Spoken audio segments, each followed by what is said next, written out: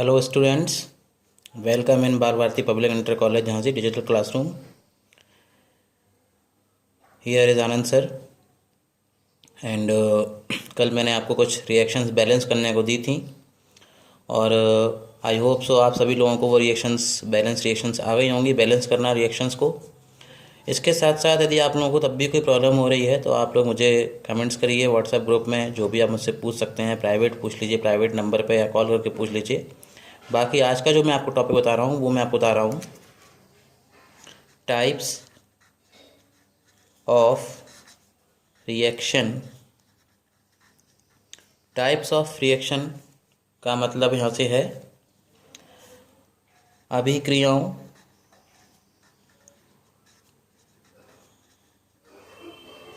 के प्रकार। अभी तक आप लोग तो समझ गए कि रिएक्शन क्या होती है। कोई भी केमिकल चेंज जो होता है वो केमिकल रिएक्शन के अकॉर्डिंग होता है और केमिकल रिएक्शन में रिएक्टेंट्स होते हैं। रिएक्टेंट्स आपस में रिएक्शन करके क्या देते हैं, प्रोडक्ट्स देते हैं, यानी अभिकारक आपस में अभिक्रिया करके उत्पाद बनाते हैं। इसके साथ साथ मैं आपको बता दूं कि इसमें जो अभिक्रियाओं के प्रकार हैं, जो पहला वाला जो आता है वो आता है योगात्मक अभिक्रिया। योगात्मक अभिक्रिया। योगात्मक अभिक्रिया क्या होती है, इंग्लिश में मैं आपको बता दूं combination. Combination reaction. Combination reaction, इसका मतलब आप नाम से समझ रहे हैं कि कॉम्बिनेशन का मतलब क्या होता है, जुड़ना होता है। योग का मतलब क्या होता है, जुड़ना होता है। जब दो चीज़ें आपस में जुड़ती हैं और एक नई चीज़ फॉर्म कर लेती हैं, जब दो अलग अलग अभिकारक, दो अलग अलग रिएक्टेंट आपस में रिएक्शन कर लेते हैं और कोई नई प्रोडक्ट फॉर्म करते हैं, तो हम उसको योगात्मक अभिक्रिया के रूप में पढ़ते हैं। इसका एग्जाम्पल मैं आपको बता दे रहा हूँ। इसका मतलब देखिए, CaO प्लस कैल्शियम ऑक्साइड की रिएक्शन जब हम वाटर से कराते हैं तो ध्यान रखना है यहाँ पर CaOH का होल ट्वाइस, यानी कैल्शियम हाइड्रोक्साइड मिल गई है। रिएक्शन बैलेंस करना आपको आ गई है, इसलिए रिएक्शन बैलेंस करना सबसे ज़्यादा इंपॉर्टेंट है। तो आप देखिए यहाँ पर एक सेल्शियम है, एक कैल्शियम है, दो ऑक्सीजन है, एक और दो, यहाँ पर भी दो ऑक्सीजन है, यहाँ पर दो H है, यहाँ पर भी दो H है। तो ये कैल्शियम ऑक्साइड प्लस वाटर, तो यहाँ पर कैल्शियम हाइड्रोक्साइड फॉर्म हो गया, कैल्शियम हाइड्रोक्साइड। इसमें एक चीज़ समझनी है कि इसमें प्लस करके एनर्जी निकलती है, यानी हीट निकलती है।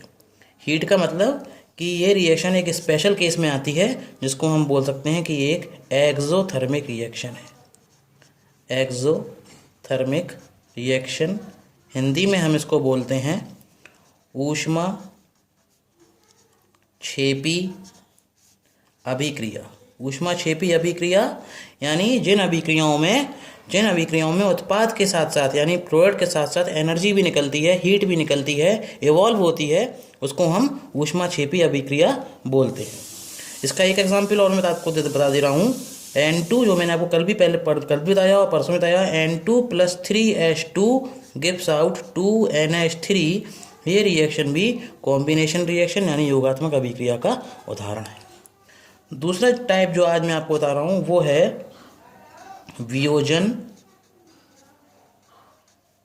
अभिक्रिया। वियोजन अभिक्रिया को इंग्लिश में हम बोलते हैं डिसोसिएशन